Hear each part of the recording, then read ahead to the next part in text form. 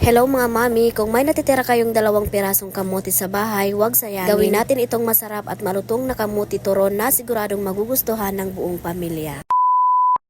So meron ako ditong 2 pirasong kamote at babalatan ko lang ito bago ko lutuin. Pwede naman ito i-direkta lutuin or ilaga, pero mas prefer ko yung ganito. Yung babalatan muna yung kamote at saka hati-hatiin para mas mabilis maluto. Well, kung kayo naman po yung magluluto ay nakadepende naman sa inyo yun kung paano yung diskarte na gagawin nyo. Anyway, so ayan, tapos ko nang balatan yung kamote at hiniwa-hiwa ko na ito. Yung pagkahiwa ko ay tamang laki lang. At dahil lulutuin ko pa nga itong kamote, so ayan, ilalagay ko na ito sa kaserola at maglalagay ako ng tubig at asin.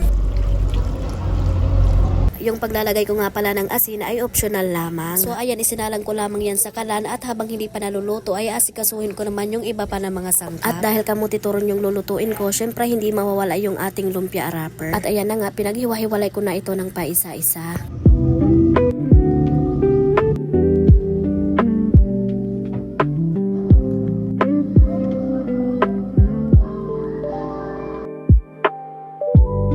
Pagkatapos ko naman sa lumpia wrapper ay dito naman ako sa cheese. Opo mga mami, maglalagay ako ng cheese sa palaman para mas masarap. Kung low budget ka at wala kang pambili ng cheese, okay lang din yung wala. Optional lang din itong cheese. Pero kung ibebenta mo yung ganitong turon, mas maigi siguro na may cheese. Para mas masarap at malinamnam at siguradong babalik-balikan ng mga customer mo. So ayan, hinati-hati ko lang yung cheese at in-slice ko naman na ito ng pahaba. At hindi ko masyado ninipisan yung paghihiwa ko ng cheese para mas malasa talaga. Kumukulo na nga itong niluluto kong kamote at tiningnan ko lang yan kung luto na ba. At para masigurado kung luto at malambot na nga ito ay tinusok ko ito ng tinidor. Okay na nga ito at luto na, kaya ayan at pinatay ko na yung kalan. Hindi ko na hinintay na lumamig pa yung kamote at imamash ko na ito gamit yung tinidor. Kung may pandurog ka sa mga ganitong lutuin ay mas maigi, pero ako dahil wala ako, so tinidor yung ginamit ko.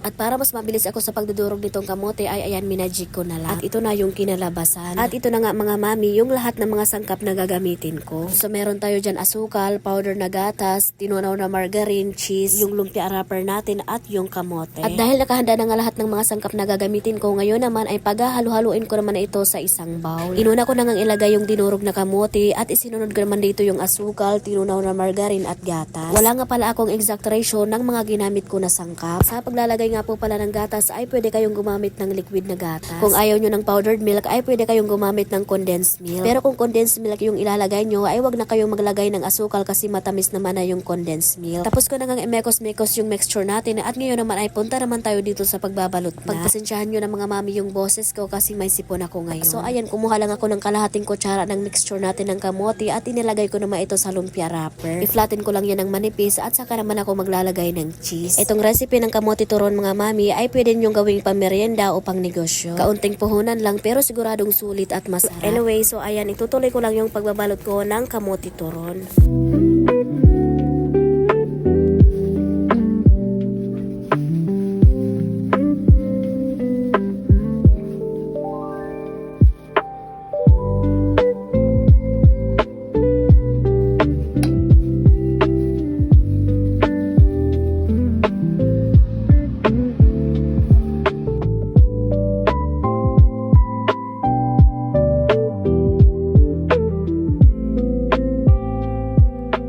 So tapos na tayo sa pagbabalot ng kamote turon ay lulutuin ko na ito. So ayan, naglagay lang ako ng mantika sa kawali at pinainit ko muna yan bago naman ako naglagay ng turon.